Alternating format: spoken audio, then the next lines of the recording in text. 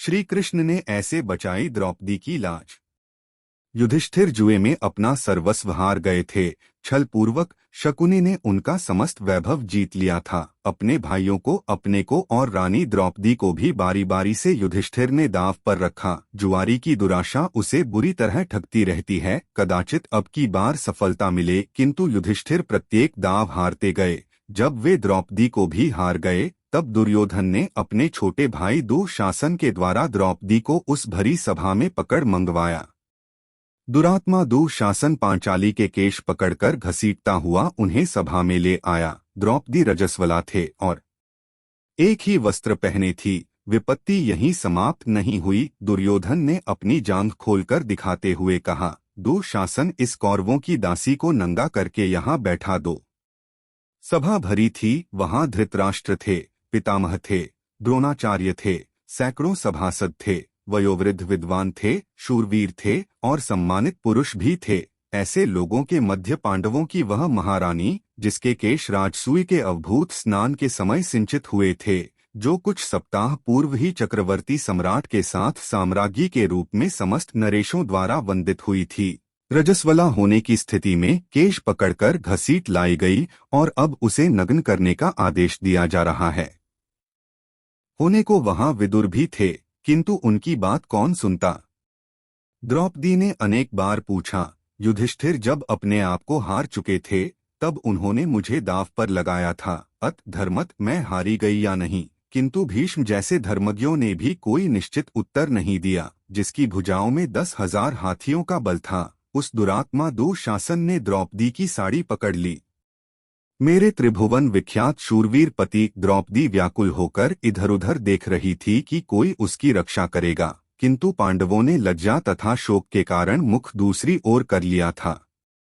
आचार्य द्रोण, पितामह भीष्म, धर्मात्मा कर्ण। द्रौपदी ने देखा कि उसका कोई सहायक नहीं। कर्ण तो उल्टे दुःशासन को प्रोत्साहित कर रहा है और भीम, द्रोण आदि बड़े बड़े धर्मात्माओं के मुख दुर्योधन द्वारा अपमानित होने की आशंका से बंद हैं और उनके मस्तक नीचे झुके हैं।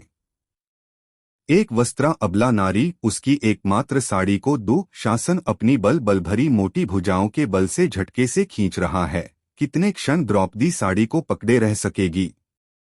कोई नहीं, कोई नहीं, उसकी सहायता करने वाला। उसके नेत्रों से झड़ी लग गई। दोनों हाथ साड़ी छोड़कर ऊपर उठ गए। उसे भूल गई राजसभा, भूल गई साड़ी, भूल गया शरीर। वह कातर स्वर में पुकार उठी, श्री कृष्ण द्वारकानाथ, देवदेव, गोपीजन प्रिय जगन्नाथ, इन दुष्ट कौरवों के सागर में मैं डूब रही हूँ, दयामय मेरा उद्धार करो।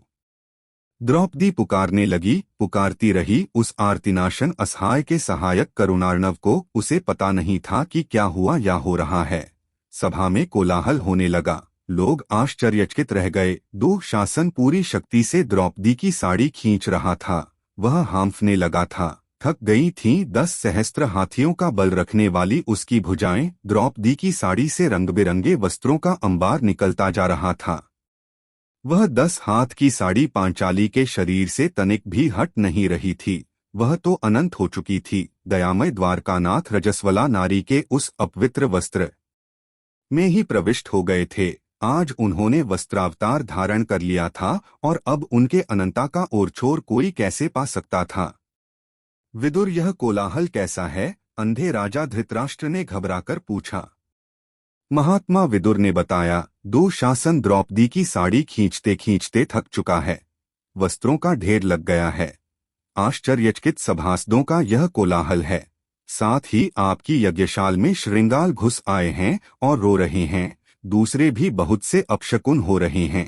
द्रौपदी सर्वेश्वर श्री कृष्ण को पुकारने में तन्मय हो रही है। उन सर्वसमर्थ ने अभी तो उनकी साड़ी बढ़ा दी है, किंतु यदि शीघ्र पांचाली को प्रसन्न नहीं करते तो श्री कृष्ण का महाचक्र कब प्रकट होकर एक क्षण में आपके पुत्रों को नष्ट कर देगा, यह कोई नहीं कह सकता।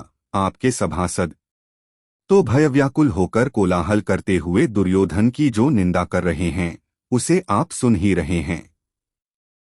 धृतराष्ट्र को भय लगा। उन्होंने दुर्योधन का फटकारा। दुःशासन ने द्रौपदी की साड़ी छोड़ दी और चुपचाप अपने आसन पर बैठ गया। वह समझे या न समझे, पांडव तथा भीष्म जैसे भगवत भक्तों को यह समझना नहीं था कि द्रौपदी की लज्जा रक्षा कैसे हुई।